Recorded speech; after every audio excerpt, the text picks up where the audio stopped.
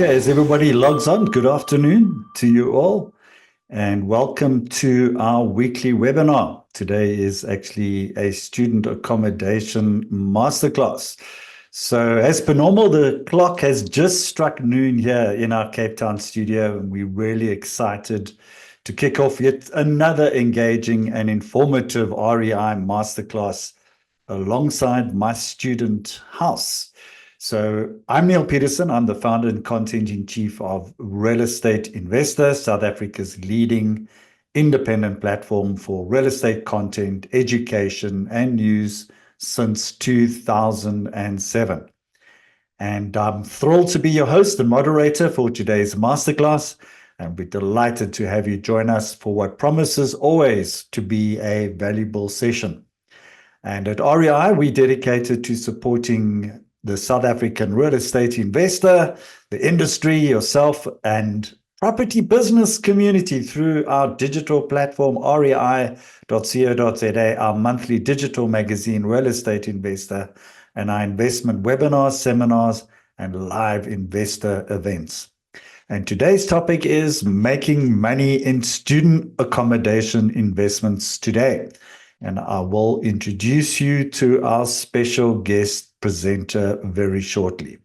So just before we dive into our discussion, here are a few housekeeping details. So if you are registered for today's webinar, we will send you a recording. We get that question a lot via email after the event. And those who have not registered, you just find the recording on the homepage of the rei.co.za website under the events and webinars section. And we encourage lots of questions. So whether you're a new or returning guest, we encourage you to engage actively, ask questions throughout the webinar. We will deal with them at the back end of the webinar, but please submit your questions in the Q&A box located at the bottom right-hand side of your screen. The chat box, you can put in general comments. So let's just talk a little bit about today's discussion, the masterclass, Making Money in Student Accommodation. And we're going to be looking at actionable strategies that can transform your property investments into profitable income stream. And we'll be talking about the student rental market in South Africa, getting to understand that a little bit more. Finding and financing the right properties. What are ideal for student rentals, and what are different financing options and renovation best practices. Then also looking at, and it's quite a lot that we have to get through because it is a build up to a very big masterclass that we will be telling you about within the time that we have. So we'll also be talking about how to effectively market your properties, including navigating NSFAS accreditation process, and also how to, as I mentioned, marketing, whether it's on social or other various connections of universities.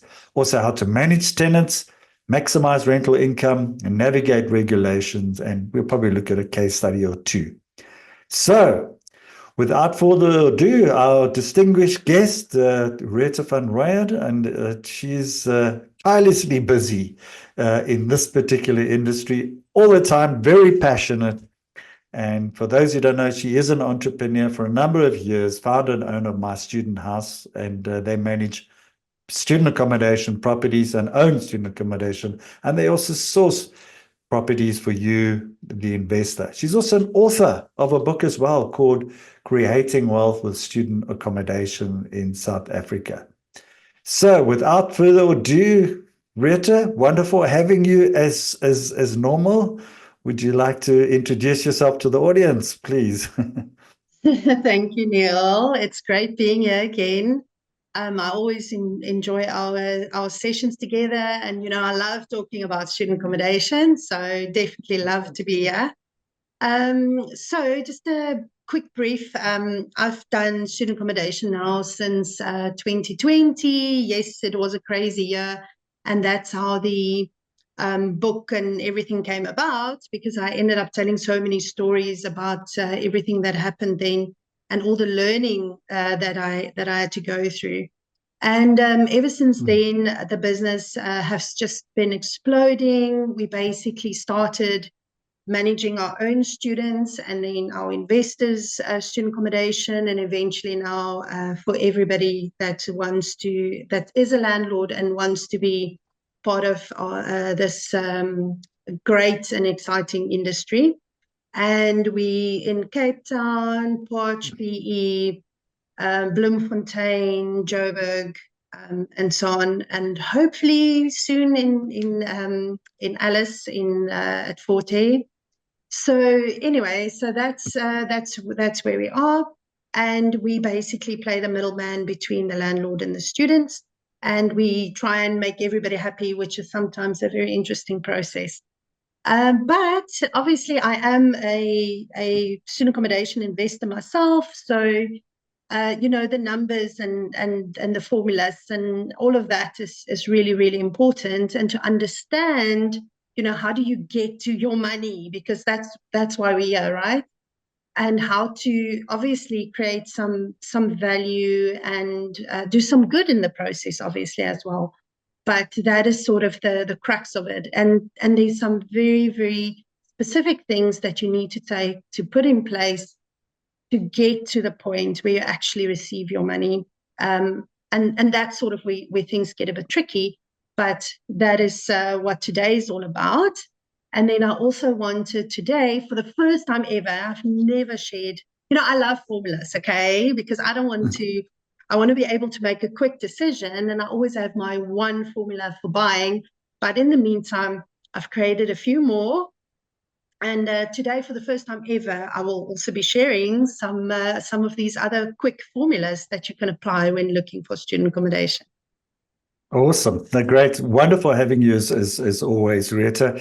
And I just want to tell the audience, look, normally what happens on these webinars, we run out of time.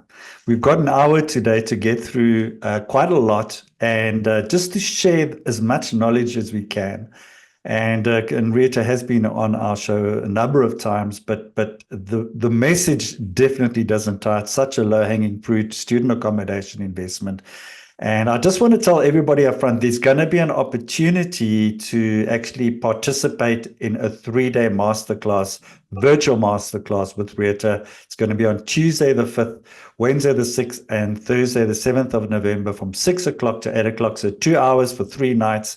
And we're going to be giving a very special offer at the end. And it includes a book, it includes a bus tour, and a whole lot of things. Really, really exciting things. I'm really excited. We had a very successful event last year, very well attended. I encourage you, if you are serious about getting into student accommodation, you are in the right place. And if you're serious about property investment. And so let's get into the show. Let's get into the Q&As. I know there's a couple of slides you might show us, but let's just talk about the current trends in the market. What are the current trends that you're seeing in the student rental market right now? Now, you said you're all over the country, and how can investors start identifying lucrative areas to target, and how would they get going? How do they get started is essentially the question around that. So maybe you can start off with that one, Rita. So, people always talk about where's the demand, where do they invest, and what is the best places to get your student accommodation property. And I think the reality is that there's very few places that's saturated when it comes to available accommodation. I think the only place that I've kind of heard and experienced a drop down in demand, not demand, the demand is there. It's just that there's so many available properties is in Johannesburg at the moment. So, but everywhere else where you have a major university, there's still definitely a demand. I have spent about 4 days, from Wednesday last week, with the housing officials from all the major universities in South Africa, Botswana, as well as Zimbabwe. And I've spent time with all of them. They're from all the housing departments, Wits, UJ, Rhodes, Stellenbosch, you name it, they were all there. And all of them say that they have a huge challenge with student accommodation and quality private student accommodation. They don't have enough. They all have very bad experiences with private accommodation because they have these unscrupulous landlords that'll just overcrowd their properties and so on. So definitely every single one of them said that they have a demand and they need more private accommodation in their space. Now that is basically for universities. The TVET colleges were not at this colloquium. It was just the universities. However, the interesting thing is that this year there's this NSFAS pilot. We're talking trends now. So there's the NSFAS pilot that's happening. What is that? That is where NSFAS is going to pay landlords directly. It's not going to go via the university anymore. The challenge that always existed with college students was that they always got paid, they always paid the students. They didn't pay the universities or the college, didn't pay the landlords. So what do you get? You get students that run away with the money. One day they're there, they get paid, the next day they're gone. So that was always been a big problem. Plus, they never got the same rental. They got about half of what university students used to get for accommodation, which then, nobody really could help or wanted to help those college students. Now, what's very interesting is with this pilot, it opens that and completely turns that on its head. You have the university now, or the NSFAS now, paying landlords directly, and they get the same rental amount as a university student. All of a sudden, all of these students now have choices of much better properties that they can stay in. And there are hundreds of thousands of these students that actually desperately need accommodation. And 90% of all TVET students are NSFAS students. So definitely a huge opportunity in the market right now. And some of these colleges are in very interesting places where nobody has really caught on yet to this new thing that's happening. And you can still buy properties at really, really affordable prices. So that is definitely something.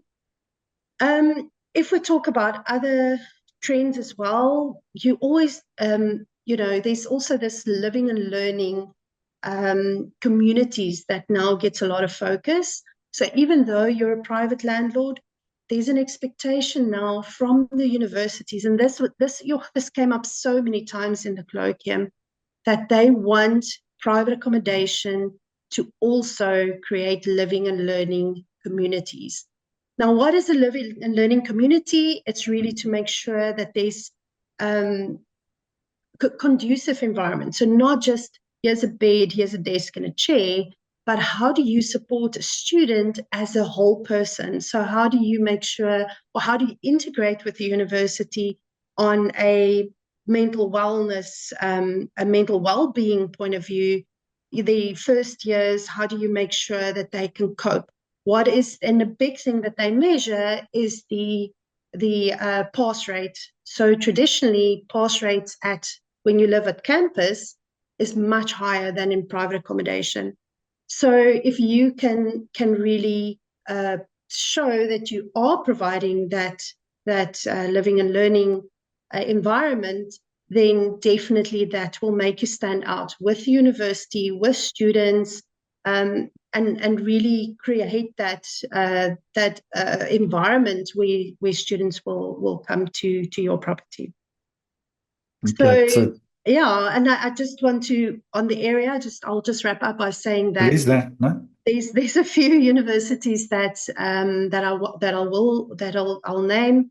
Like right now at the Alice campus in Fort Hare, for the Fort Hare University, they have 3,000 students and only 15 accredited beds.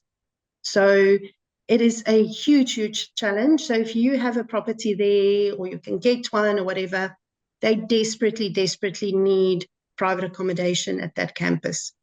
Kimberley is another one. Sulplaiki, I didn't even realize they've been going for 11 years. Big, big demand over there. And the last one I want to mention is the NMU campus in George. Also, huge demand. They've got 10,000 students, so they also desperately need accommodation over there. It doesn't mean that there's no demand for the rest of it, but I think those, from discussions that I've had with NSFAS and with these universities, those ones are the ones that I can say, have the biggest demand of all the areas. Yeah, so the world is changing all the time, isn't it? Regulation, we're seeing it coming in through the sort of Airbnb market where they want to see where all registrations are happening. So no longer via the universities, directly through NSFAS. So just tell us, first of all, before we get into the actual process of property sourcing and the types of properties, because we went on a wonderful bus tour last year with a whole bunch of students and everything. So just give people an idea, because there's different types of student accommodation, isn't there? So if we're looking for a property, or you've got a property, there could be a house that's converted into or there could be a building, and that's exactly what we saw on that bus tour, was a variation. So maybe just let's talk about the subject of property sourcing. Can you share what are the effective strategies for sourcing properties that are ideal for student rentals? And yes, and I would tell NSFAS there's all accreditation and all that kind of stuff. And maybe just elaborate a little bit on that. And also, what are the features that that investors should be looking for if you're trying to source a property? Okay, great. So I think the main thing still is distance to campus. So the closer you are, obviously, the better. But at the same time, you also need to see, is that area a safe area? At some universities, the immediate properties very close to the university is actually in really dangerous neighborhoods. So in that case, obviously, there's an exception. But overall, the closer you are to the actual university, the better. Then in terms of the different types of accommodation, obviously you get communes. A commune is where it's a house and everybody is in a room and they're sharing kitchens and bathrooms. That is, that type of scenario needs very different management with the students than, for instance, flats. Now you get a building, and in the building you have just a normal, building full of flats, 40 flats, whatever. And in there you're sharing 3 or 4 students, maybe 5, and they all have the bathroom and kitchen that they share in a flat, and then there's many flats like that. That also then needs a different type of management of the students, because in a house rules in a commune is different.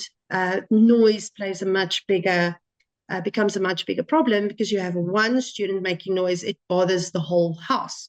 Whereas in a flat situation, if there's one flat that's making a noise, or one person in there, it's not affecting necessarily the whole building. So your house rules needs to be different, which is very, very important. The other features I would say is standard regulations. It's regulated, it's gazetted. You can search for the norms and standards. For student accommodation, you can search for it on the internet. You'll get it there. The basics is just basically the sizes of rooms. So how big should a room be for a single or a double? 8 versus 14 square meters. And all of that, how many students do you have per toilet, per shower, communal areas, per microwave, per stove.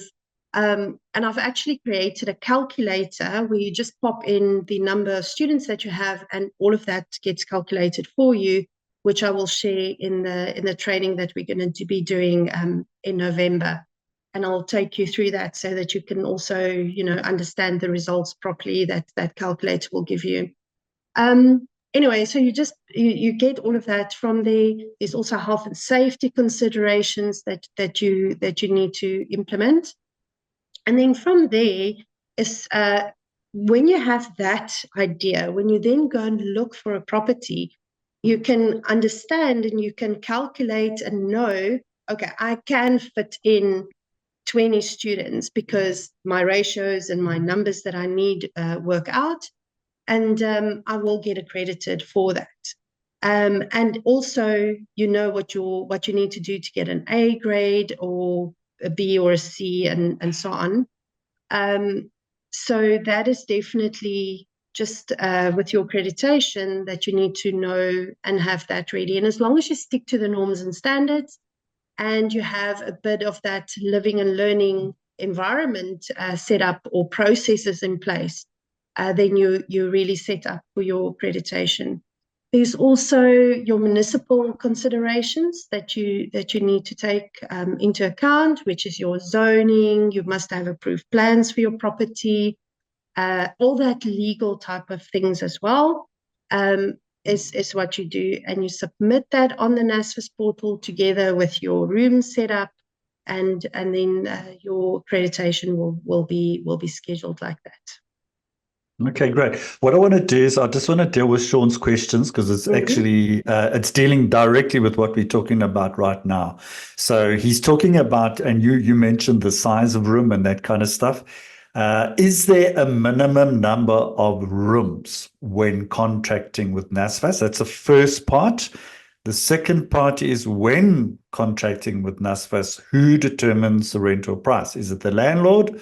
Or is NSFAS having a say in that particular, in terms of rental price? And then is there an accreditation process? Yes, there is, isn't it? I mean, that's pretty something that's come new. And where does one find the criteria? I know you've touched on some, but I think maybe let's tackle that while we're talking about the actual property itself. Yeah. So first one is minimum number of rooms and contracting with NSFAS, who determines the rental price, and is there an accreditation process, and where do you get the criteria? Okay, so there's no minimum number of rooms that you can contract on. I've had people even doing like one flat, but obviously that one flat is not just going to have one room necessarily, unless it's a bachelor, but then you can still do 2 students, But there's no minimum number of beds or rooms that you need. I know some universities had a minimum number, but I'm talking now about the NSFAS system. Once that direct payment system comes online, there's no minimum. Not all the universities are on that pilot yet. So, for instance, WITS isn't on there yet, and they have a minimum of 100 to get accredited. Okay, so there are some, and I know in TUT also there's a minimum, but on the new NSFAS pilot system or direct payment system, there's no minimum. The second question, who determines the prices? It's NSFAS, but and how it's determined is that when you go through your accreditation process with them, you get a grading. Now, you will always hear in the news that, like this year, it was, oh, yay, NSFAS is going to pay 5,000, that's the cap, which is 50,000 a year. And everybody went and just thought that that's what they were going to get. But there's other things that comes into play, in that there's fees that gets deducted before the money gets paid out to you, which is on the payment system that NSFAS runs. They take a 5%. Then you also have grading. So an A grade single room is different to an A grade sharing room or a double room. And that is different now, obviously, to a B graded single and sharing, and a C and a D and so forth. And obviously each one of them gets less and less as it goes down. So this year, the max that people got for a single room was 4,750 a month.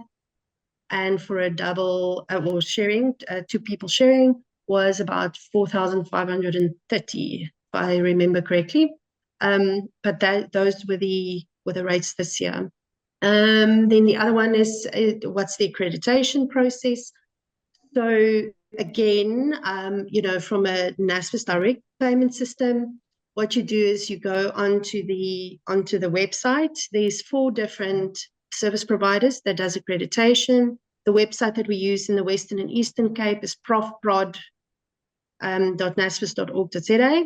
And then the other ones are different. I don't know them off by heart.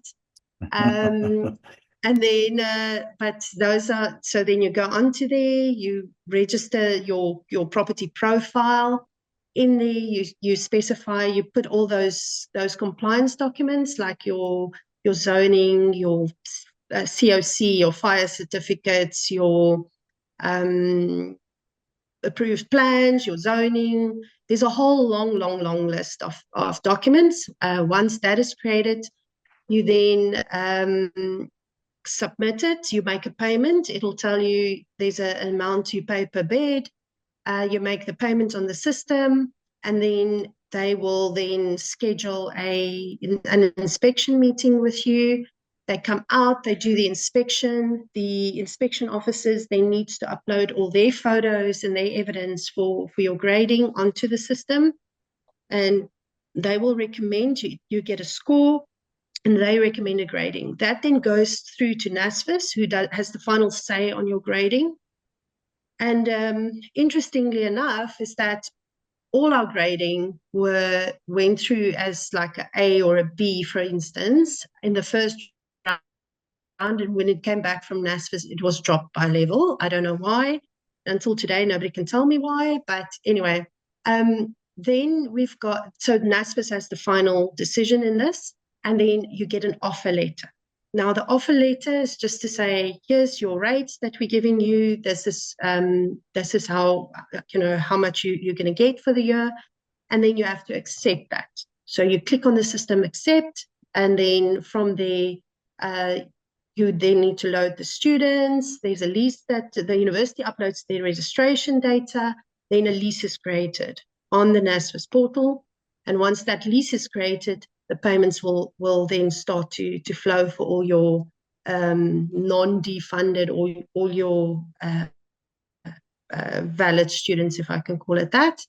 And and then that's sort of the end-to-end process of what you need to go through. Okay. Is this a new process for you? There was a last question, which was the...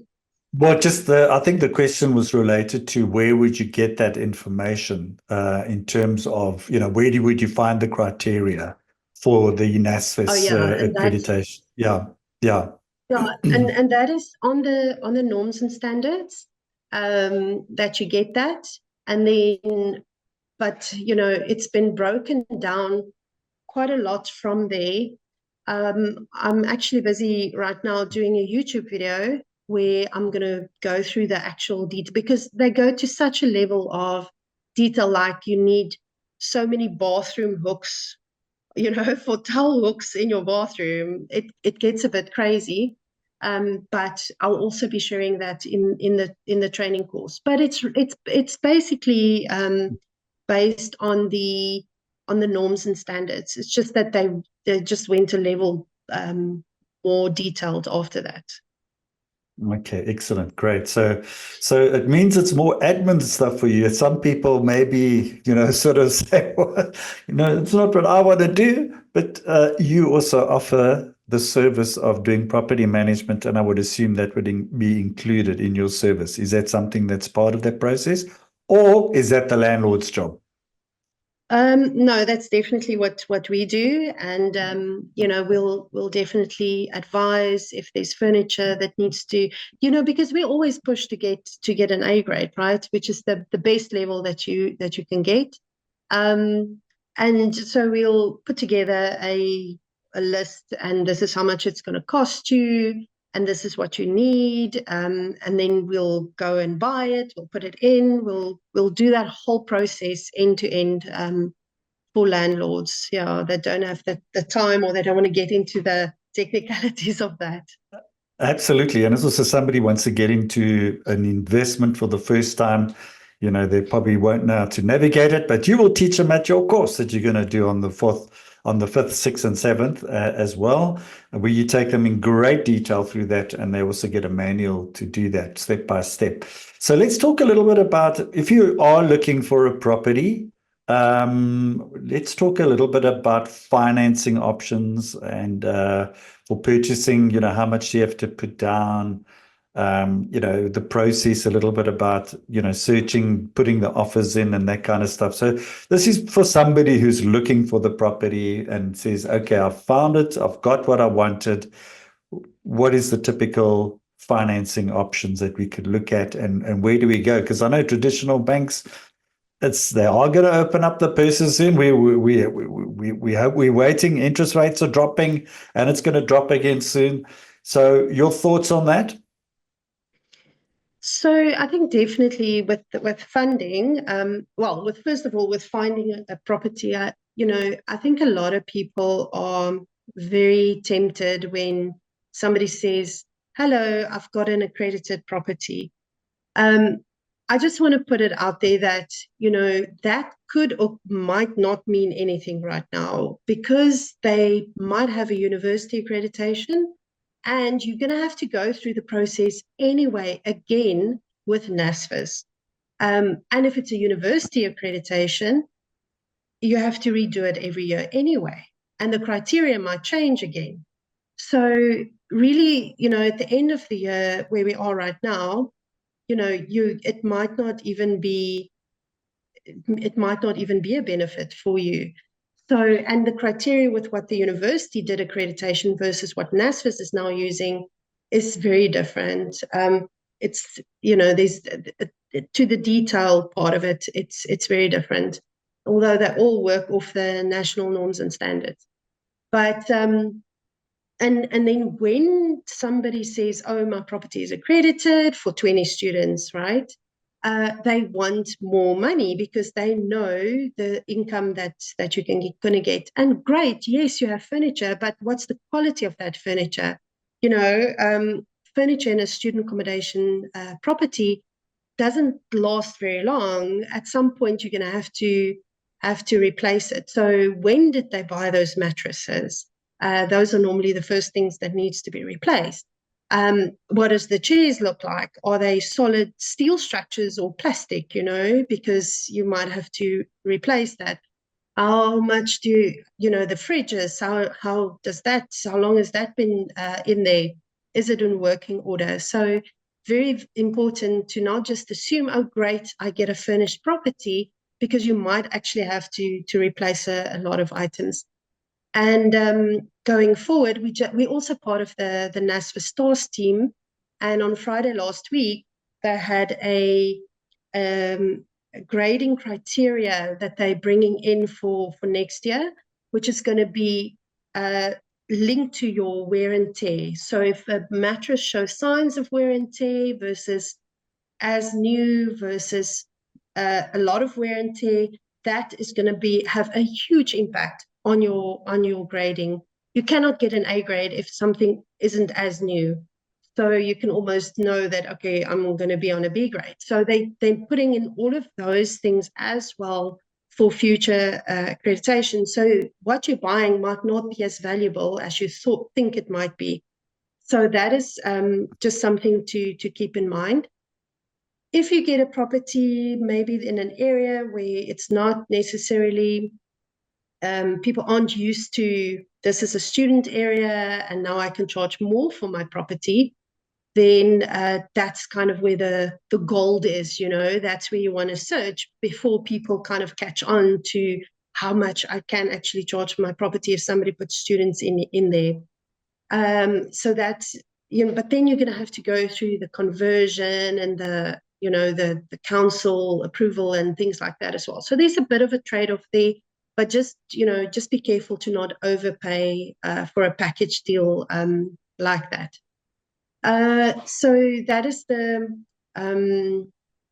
funding options then in terms of the banks.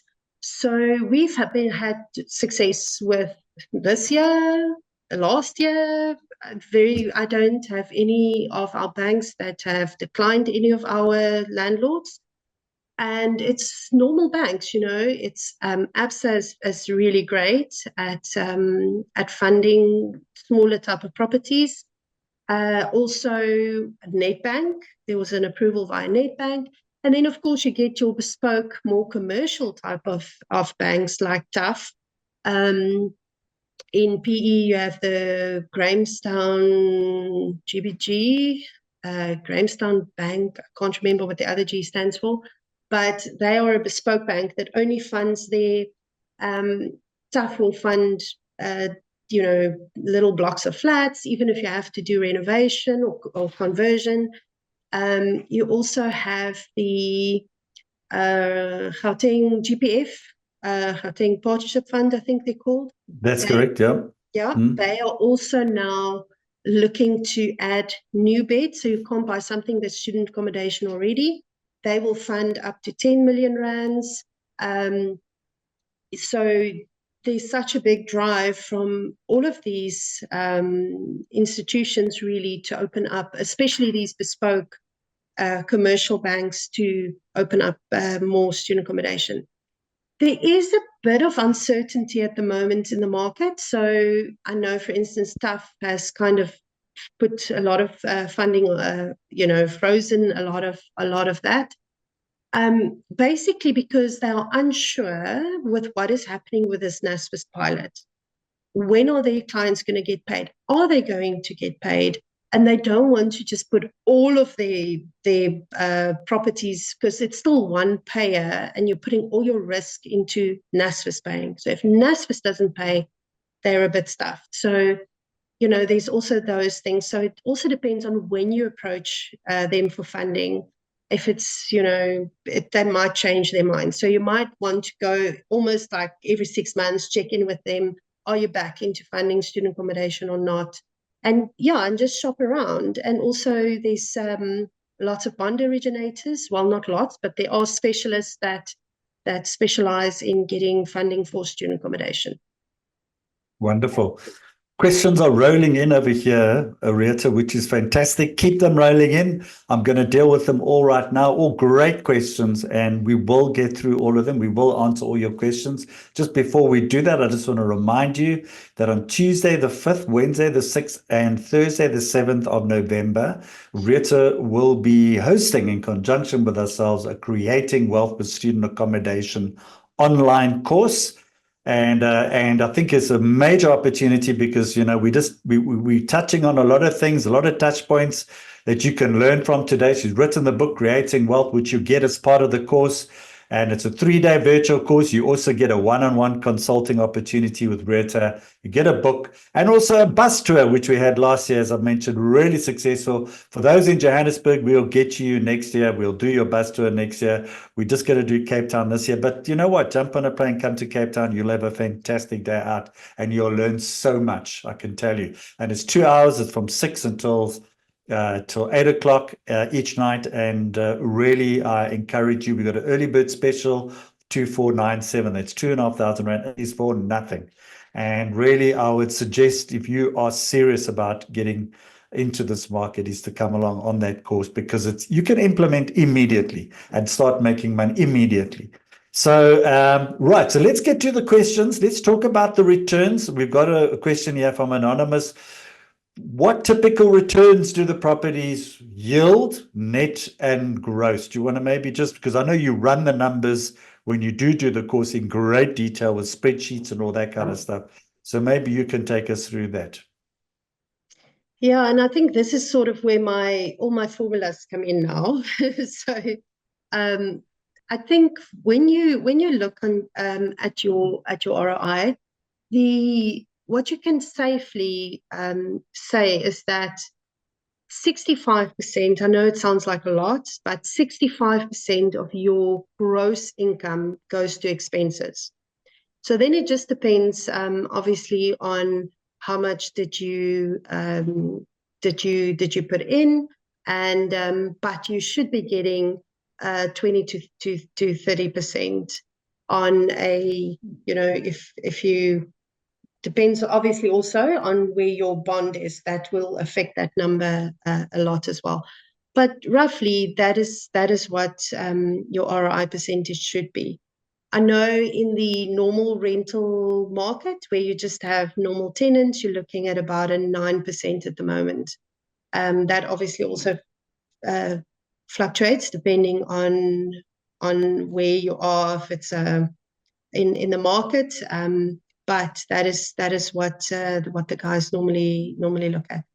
Okay, nice. The Yeah, we'll just continue. No. I just wanted to say, because I think an important point that you've got to highlight here is that we're not reliant on just one tenant at this any given time. It's not one tenant that needs to pay. You've got multiple tenants, so you've got multiple options. So it's multiple sources of income from there.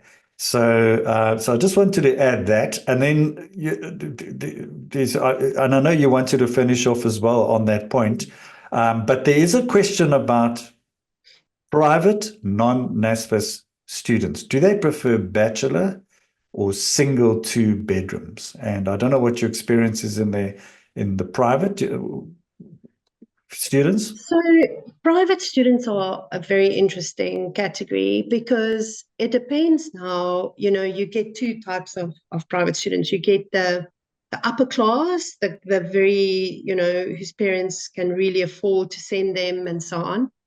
They're going to look at a product like Campus Key or Iris, who's Thrive, and Rise Student Living, which is Iris, and so on. So they have kind of a purpose-built building where there's a gym, there's study spaces, there's a restaurant, there's all kinds of things like that. So that is sort of that. Then you get the lower LSM type of people. So that is your, for instance, mining workers earn too much to get NSFAS funding, but they, how do they then send their kids to university? And that's where you get this other gap where almost what they call the missing middle, or where it's kind of between NSFAS and these high end accommodation. So you will get less rental income from your private students in most areas. And the challenge with that, then, do they prefer single or double? It's what can they afford, really? That's the question. So if your double rooms or your sharing rooms are, it's nicely done, there's at least maybe a cupboard or something for a little bit of semi-privacy, that splits the two beds, that sort of thing is totally acceptable. And we have many private students that will share a room like that. Do they prefer single rooms? Every single student on this planet prefers a single room. Okay, so, but it's really with private students, it's like what can they afford? And that's sort of what you need to look at. Okay, great. Okay, there's some really good and also tough questions that have come in over here. SIPO has also asked, with a huge hike on electricity and water charges from municipalities, how best can we navigate those? Well, the bad news is, SIPO, that it's right across the board. Any property owner, it doesn't matter whether you're residential, commercial, whatever it may be, utility prices have escalated beyond inflation, and significantly so. So it's a problem across the board. But I think your question would probably say, how do we best navigate those? That's a very good question. So how would you manage that, Rita? Because that affects So your that's return. like the best question ever. Okay. Wonderful. But that's like a 3-hour discussion by itself. But anyway, I'll try and summarize. So Okay. there's different things, okay? So you can try and what we've done successfully in our properties, and it costs a bit of money up front, but at the end of the day, it works, is to have a aftermarket electricity meter in all the rooms. Okay, that helps you to curb just people putting in heaters all day, every day, and leaving it on and all kinds of things like that, because then they pay for the electricity in their rooms. If they're only going to use an LED light and charging a laptop and a phone, it hardly uses any electricity at all. So you're not really recovering, but you're preventing misuse, okay? The common areas, geysers, etc., you still pay for. Now, to sort that out, okay, I'm busy investigating all kinds of funky, interesting solutions, and we're busy piloting some of it as well. Because there's no load shedding at the moment, okay, all of the, not all of them, but a lot of the solar companies that has been selling us all solar, they are now coming up with all kinds of interesting, creative ways to give you free solar, and they do everything, and all you're getting is the benefit of some electricity reduction. So that is very exciting. We're now implementing 2 or 3 properties like that with those companies. And then there's another company we're working with that they have all of these smart things. We're living in a smart world these days. So they will put a smart plug for you, and it's not expensive. It's like 300 rands for the plug. We, in all your high usage kind of places where there's a thing that's going to draw a lot of electricity in the kitchen, for instance, or whatever, what they will, or your stove, if it's a normal stove and not gas, then what this thing does is it'll check after half an hour of the stove running, it auto switches it off. And then if the student still wants to cook, they just switch it on again. But if they're not there, or they're going to sleep and it's warming the whole house, sorry for them, it's going to be on for half an hour and then it's off. And that's all managed by AI. So all of the monitoring of your utilities and your usages in your property, even your geyser, the software will switch your geyser on and get it to heat up. So what I didn't know is that electricity in the mornings and evenings is more expensive than in the middle of the day. So what this thing does is it makes sure that your geyser warms up when electricity is cheaper. So you always have hot water, but it warms it when it's cheaper. So they can do all of these cool things now. And we're also piloting that in a couple of our properties at the moment. So I'll let you know what's happening and what works the best. But yeah, there's so many interesting solutions in the market now that's available for people to minimize that. That's wonderful. It's I think it's every bane of every landlord's life, and I think they're trying to find it. And it's wonderful to see all the creative ways that are coming out with dealing it, with these escalating expenses. And yeah, I mean, we're trying to get a hand on it, but it always is a challenge. But I think those that you mentioned, really, really cool stuff and stuff to consider. And I know you're going to share it when you do your course for the 3 days. I encourage everybody to jump onto the masterclass course for 3 days with Rita, and she'll take you in absolute graphic detail. Okay, there's a question from Carla. He says, what is your perspective on targeting high net worth students seeking high-end accommodation? And what is your perspective in relation to that on Airbnb and student accommodation hybrids? Yeah, so I think if you're going for the high end, then go all the way. Okay. So I have seen in Cape Town some people doing student accommodation. So they have a house, all right, with a beautiful pool, beautifully furnished. It's got every single thing you can think of in there. They can even order meals, so there's some good home cooked food. There's somebody on site every day to talk to them. And this was now 3 years ago. So I'm sure that they will, it'll be even more now. I haven't checked this year. I haven't checked the prices, but they charged for a ensuite. Okay, so basically the main bedroom in the house. So it's all single rooms, obviously. They charged 18,000 rands a month for that one room. And then the other rooms that share a bathroom, they charged about 15,000 rands a room. So that's 4 students, and you can do the math there. It's a lot, right? But they were very, very close to UCT. And, there's also a lot of international students where, that might not even be a lot for them. So you need to really make sure that your property is in the right area, and then you can do it like that.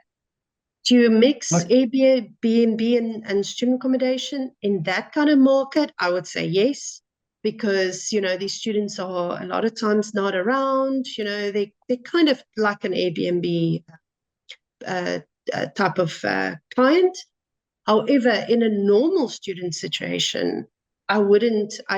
Normal tenants and students do not go together. They complain about each other's hours.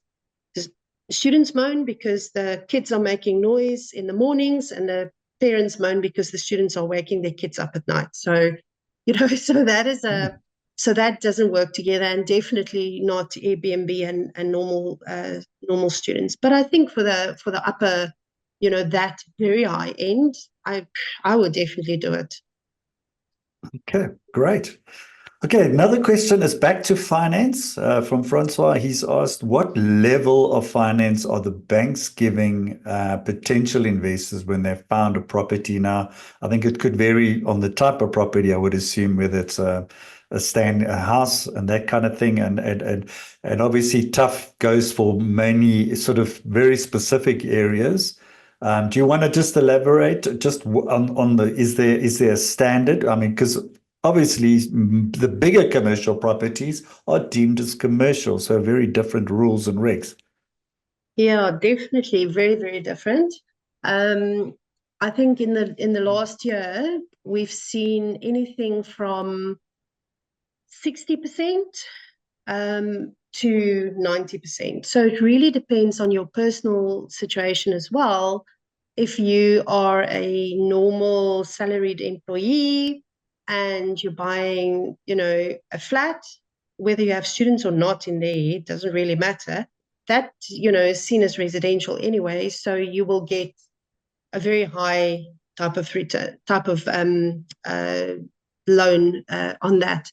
Um, but I had a webinar last week on this as well, and that person, he got 60%, and it was because he was a business owner, and he was getting into student accommodation. So the bank then looked at that overall, and they said, hold on, we're only going to give you 60%.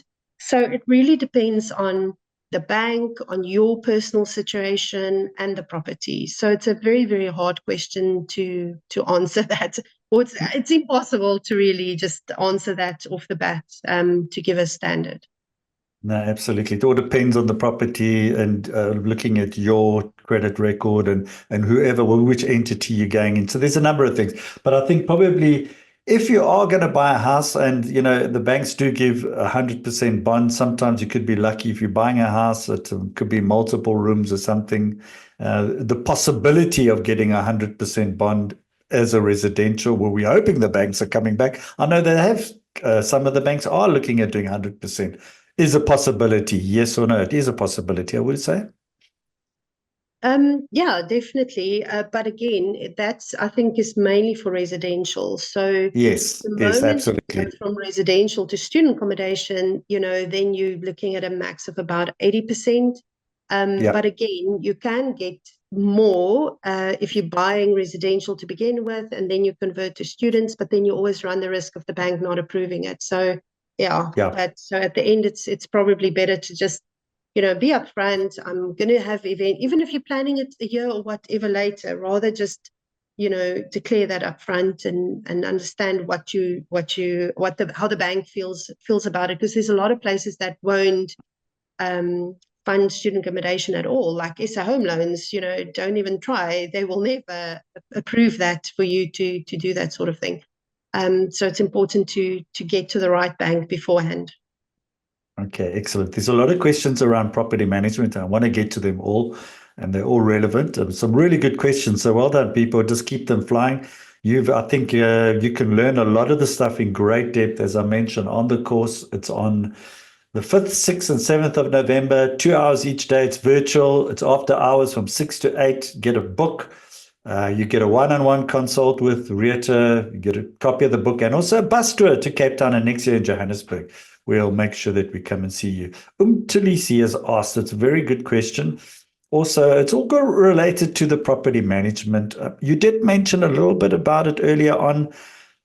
So you have to find students yourself. Yes, you do have to find students yourself, but there is, and the question is around that. Do you have to get your property graded? I know we touched on that at the start. And then thirdly, related from Umtili's, and is NSFAS and the university, will they provide students for you? I think we touched. You want to maybe just give another summary just on that one for Umtilisi? So whether you're accredited or you're not, if you want NSFAS students, you have to be accredited. If you're only going to have private students, you don't need to be. Then what was the other question? Oh, do I need to find? Yes, sorry. So whether you're accredited or you're not accredited, you have to find your own students. Nobody sends you students.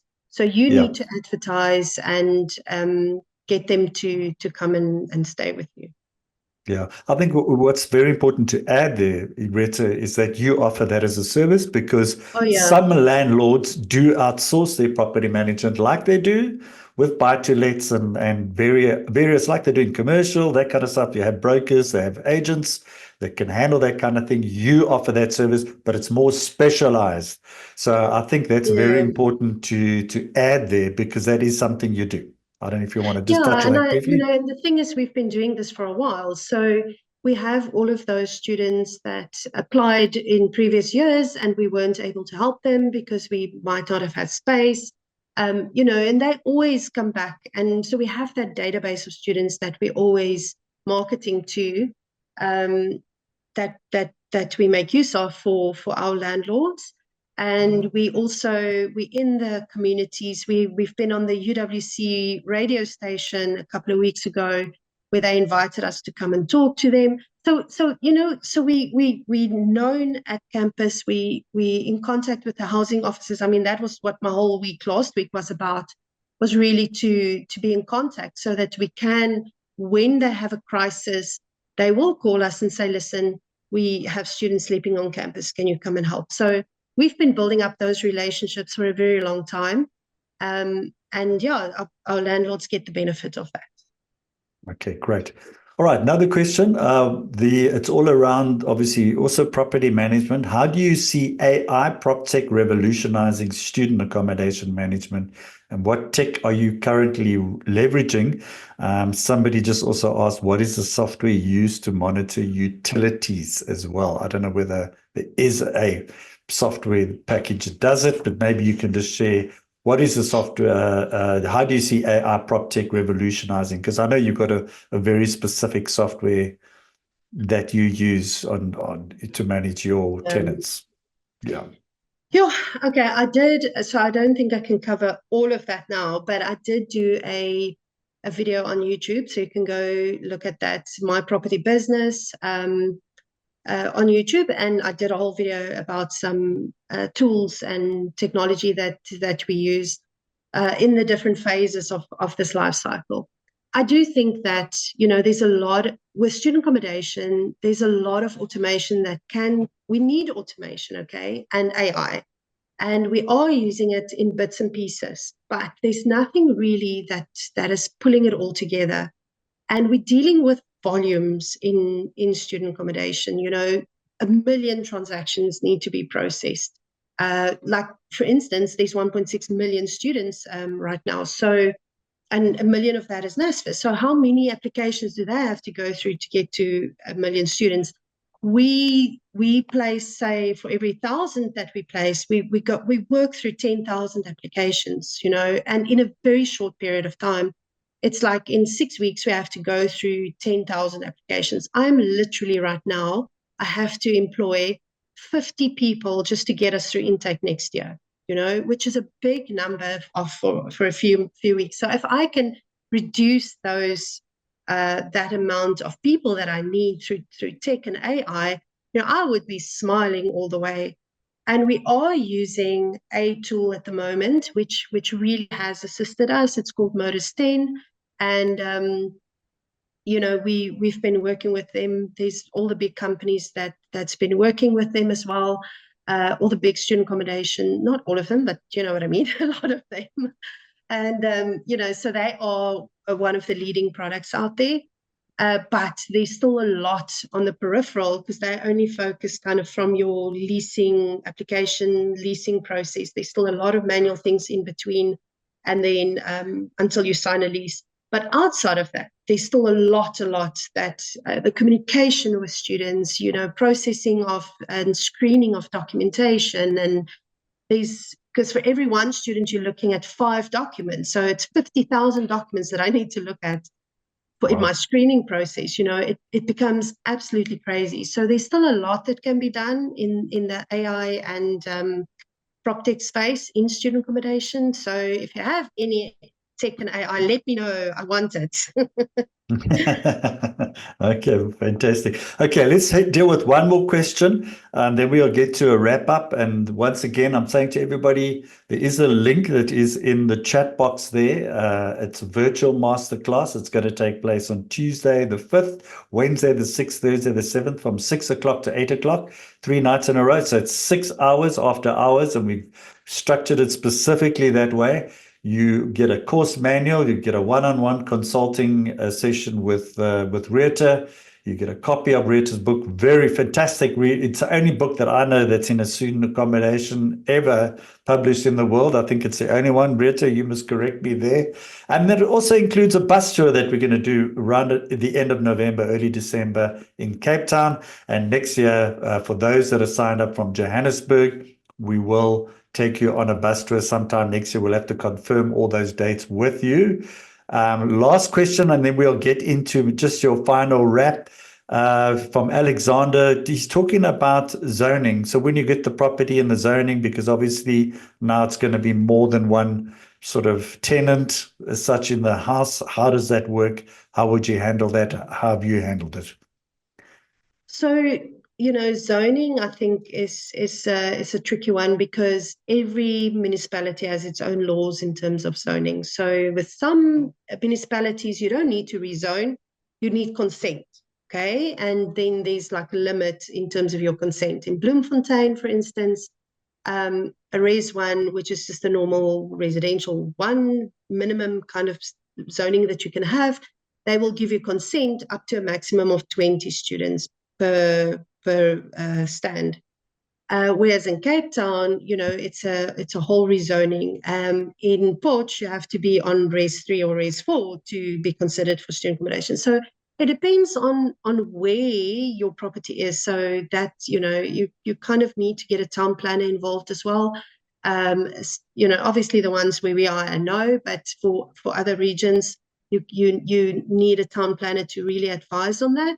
And then it's a difficult and long process to get in place. So if you identify something that doesn't come automatically with the rights to do student accommodation, you need to kind of in advance know, will the municipality even approve it? If you're in the middle of suburbia and there's just the houses around you, those guys are never going to approve. The community won't approve that for you to have student accommodation. So just rather try and get something with the zoning already allowed, but not yet activated, if I can call it that, and just make your life easier. Otherwise, it can be a very long and frustrating process. Okay, wonderful. Great. Okay, can you believe it? We've reached the bewitching hour. We've reached beyond the bewitching hour. And the good news is we've still got almost everybody that started on the webinar. So obviously people are keen to listen. Thank you for your questions to the audience. I think it was really, really good questions. As I said, there's going to be a virtual masterclass. It's going to take place on Tuesday the 5th, Wednesday the 6th, Thursday the 7th from 6 o'clock until 8 o'clock. It is 2,497, 2,500 Rand, including that. And it's a 3-day virtual course, include your course manual, one-on-one consulting with Rita. There's a copy of a book, and there's also a bus tour included, and a really, really interesting bus tour. The link is in the box over there. So I encourage you all. And I mean, last year we had a fantastic turnout and a really fantastic bus tour, and we just learned so much on that tour itself. So I encourage you all, if you're serious about getting into student accommodation, this is the course to attend, and the bus tour is the one to see as well, alongside with Rita and her team. They're the experts in this game. So for our audience, I just want to thank you once again for joining us today. Our next webinar is also a masterclass. It's next Thursday, and it's going to be focusing on buy-to-let, along with author and coach Yaku Grobler. And we're going to be talking about building the right buy-to-let property portfolio for maximum returns. To register, there is a link that's in the box, so you can go to the rei.co.za website. So just your final thoughts there, Rita. Do you want to maybe just leave the audience something, a little parting shot before we go? I really think that if you are serious about getting started, you're not in the space yet, don't try and do it alone. There's so much red tape and complexities in this process. Rather just do the training. Not just because I'm going to make money out of it, but I really think that you're kind of just covering yourself. I've had people that haven't been paid till now, October, because they didn't do the accreditation steps correctly in the beginning, or people that did it incorrectly, and now they're not getting all the rent that they should be getting because they didn't do those steps correctly from the beginning. So rather equip yourself and just get it right, just for that first year. And then after that, you'll have enough experience, to take it forward. But yeah, there's people out there. We're there to assist and to help at any point in time. And I just want to encourage everybody to join that train. Wonderful. Now, I think it's all about investing in yourself. And if somebody wants to advance, I mean, the offer is actually ridiculous. In fact, so it's not a lot of money. You're not going to make a lot of money. You're putting your time, your effort, your experience, and everything else into it. And those that are serious, I encourage you guys, please come along. Yeah, And sorry to interrupt, Neil. I just also want to mention that, I normally do this course because I'm busy working in the business. I don't really do this course a lot. I think we've been trying to do it earlier this year, and I didn't have time. So this is the first and only one for this year. And maybe in the middle of next year, we might have another one. So we really I don't do this a lot. So full time. if you're interested, then jump in now for next once year. in a lifetime opportunity, everybody. You've got to attend, really, really. Okay, I think that's a very good point. So once again, to our audience, we appreciate your active participation and your engagement throughout this. We hope you've not only gained valuable knowledge, but you will act and attend the course. See you at the masterclass on the 5th, 6th, and 7th of November. And it's only 6 hours, but the knowledge you gain is incomparable to what the returns you can make on your property. So wonderful. So once again, thank you, Rita. To everybody else, take care and goodbye until next Thursday at 12 o'clock. This is Neil Peterson and Rita van Rooyen signing out until next week. Thank you very much, everybody. Bye. And we'll see you at the course. Bye.